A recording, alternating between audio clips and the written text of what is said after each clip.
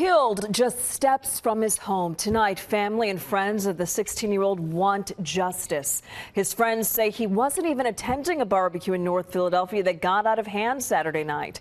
When officers showed up to Montgomery Avenue because the crowd got too big, gunshots erupted. That's when the teenager was killed close to his home. I just hope justice comes because he didn't deserve what happened to him. When Sajaad Hall went to court, the Commonwealth of Pennsylvania was ready to start a trial with no direct evidence, no weapons, no witnesses to testify, and no DNA or fingerprint evidence. Yet and still, Sajaad, or Hyde as they called him, sits in the jail serving a life sentence plus 20 to 40 years with almost all of his appeals exhausted. How did this happen? In Philly, the criminal justice system in practice is pretty straightforward. A crime is reported, an arrest is made, usually by the Philadelphia police. Criminal charges are brought, filed by the district attorney's office. Usually within hours of charges being filed, you have your preliminary arraignment, which is different from your preliminary hearing. During a preliminary arraignment, a bail commissioner tells you your charges and their grade, felony or misdemeanor, and sets a court date and bail and sends you on your way. For more serious crimes like felonies, a preliminary hearing will be set. Here is where you will plead guilty or not guilty, and you choose a jury or waiver trial. The trial commissioner then decides if the Commonwealth has enough evidence to hold you for trial. If yes, then a bunch of pretrial conferences will be heard where lawyers scramble for more time and evidence. Your next lucky day is the start of trial, where you will meet your fate. If found guilty, you have the right to appeal. The appeal process usually takes 5 or more years to complete. Sajaad Hall was born in October of 1993. He grew up in North Philly, 11th and Norris. Sajaad didn't start out as the hot-tempered wild card he's known by the streets and law enforcement today. Something changed along the way, like a switch flipped, turning him cold. Those who knew him trace it back to a particular moment, the evening he was shot in the kneecap while riding his bike home from a Pop Warner football game. The North Philadelphia Blackhawks were playing and Sajaad was in attendance. On his way home, on his bike, Veto emerged and shot him once in the kneecap. The beef between Virgil Veto Ross and Sajaad started when Sajaad was taken up for his friend, who Virgil was bullying. The fistfights between the two turned into gun battles. On more than one occasion, Virgil and his guys and Sajaad and his guys would get into brawls, coming to a head in an incident at the then recently opened Pearl Theater near the Temple College campus on Broad Street. Fights, robberies, brawls, and shootings would follow for these two, as months of beefing was about to end in tragedy. On June 21st, 2014, at around 11:30 p.m., Sajaad was at a block party with anywhere between 200 and up to 300 people in attendance. The city called it an illegal gathering on the 700 block of Montgomery Ave. Sajaad would see his longtime rival, who shot him on a previous occasion as I mentioned earlier, and shot at him on another. Sajaad would use this as his time to get revenge. He obviously knew this was a reckless move, but he was said to have mental health issues, and the part of the brain that tells you to stop sometimes doesn't work for him. A young Jameer Hainsworth had just got home from the movies. That night, he went to see Think Like a Man 2, a 2014 comedy starring Kevin Hart and Taraji P. Henson. He told his mom he was going to a friend's house as she headed up to bed. About an hour later, Jameer was at the block party where Virgil and Sajaad were arguing. As police who were on the scene started to disperse the crowd, Sajaad started firing at Virgil, striking him in the back. Unfortunately, Jameer was caught in the crossfire as well. He was hit once in the back of the head and died about 10 minutes later at Temple University Hospital, where officers took him after the shooting. From his home tonight, family and friends of the 16-year-old want justice. His friends say he wasn't even attending a barbecue in North Philadelphia that got out of hand Saturday night. When officers showed up to Montgomery Avenue because the crowd got too big, gunshots erupted. That's when the teenager was killed close to his home. So far, no arrests. NBC 10's George Spencer spoke with his mom and friends tonight. I just hope justice comes because he didn't deserve what happened to him. He was innocent.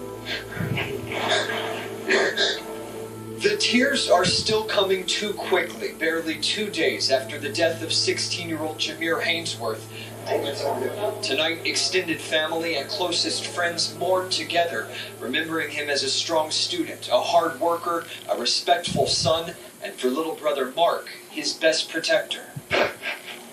I'm just bringing me all safe. But on Saturday night, Jameer did not get home safe. There was a couple other friends. We was all in a circle and stuff. He was with friends here, just 2 doors from the house where he lived for 11 years. Around 11 o'clock, police were called to disperse a party in this empty lot. A crowd of 300 were told not from this neighborhood. As they were leaving, someone fired shots and Jameer was hit, an unintended victim with a heartbroken mother. I'm hurting. It's like,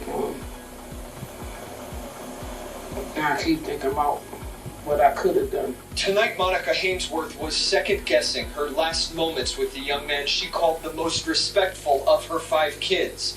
And now for Jameer's family and closest friends, a deep void. I've been with him for 11 years and we did everything together. Every single day I was with him. Who's your best friend? Brother to me. Wasn't no best friend, he was a brother. Reporting in North Philadelphia, George Spencer, NBC 10 News. Jameer was among a group of kids sitting on the stoop of a house near Franklin Street and Montgomery Avenue when police came to break up the crowd that had gathered about a block away at 8th and Montgomery. According to his mom, Jameer was a good student and a hard worker, so she let him have a little more freedom, like he had the night of his death. He was honored earlier that month at Simon Gratz High School for receiving the highest score on a college preparedness exam. Sajaad Hall was charged in 2 separate cases, one pertaining to Jameer Hainsworth and one pertaining to Virgil Ross Jr. He was alleged to have fired 11 shots from his .45 caliber handgun before hopping in his car and fleeing the scene. The 2 cases were consolidated for a jury trial which commenced on January 9th, 2017.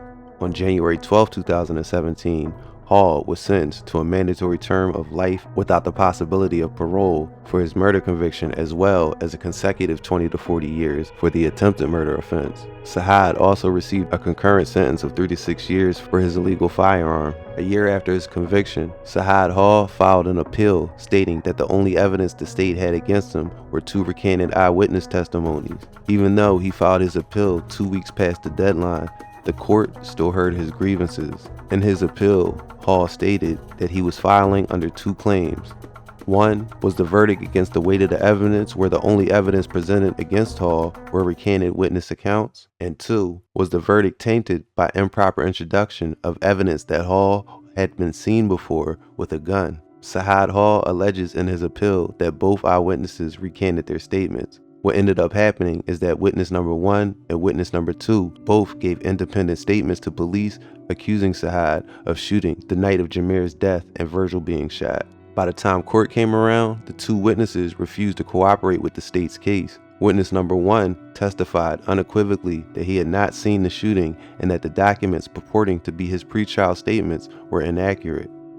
The witness explained that he had made the initial statement only after being held by police on an unrelated probation violation and being detained by homicide detectives for over 18 hours. He testified that the police threatened to send him to prison if he did not agree with information that they had provided to him, which implicated Hall as the shooter. According to Hall, the only other evidence presented was the even more suspect statement of witness number 2, who was only 15 years old at the time he spoke to police, said Hall in his appeal.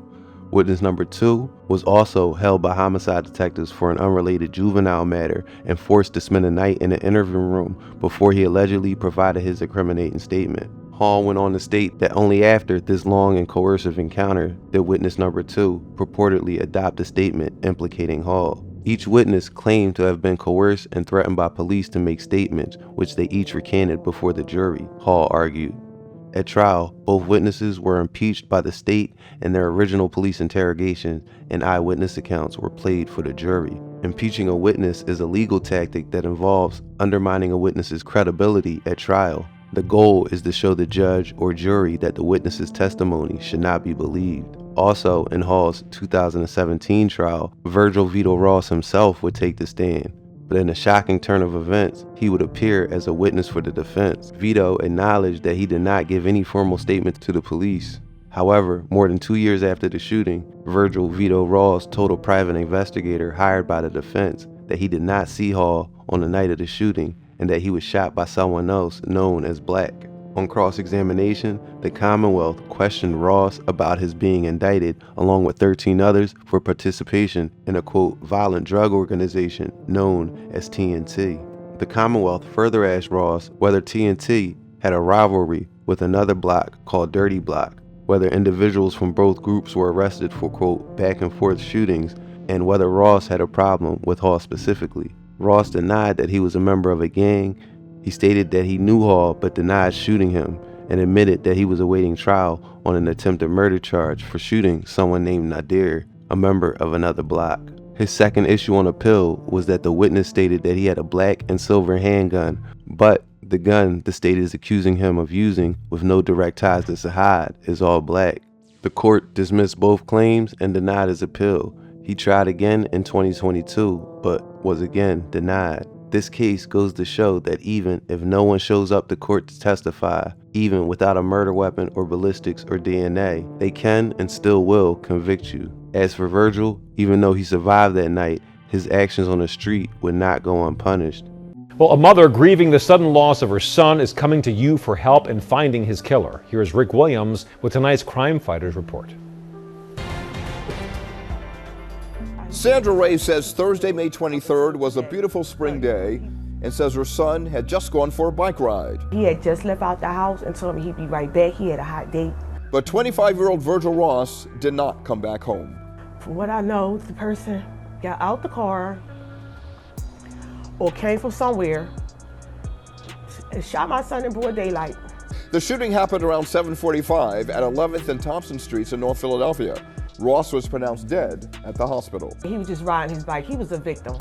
Not only did they shoot him and he fell off the bike, they went over and stood over him and continued to look him in his face and continue to shoot him in parts of his body. The city of Philadelphia is offering up to $20,000 in reward money for the arrest and conviction of the person responsible.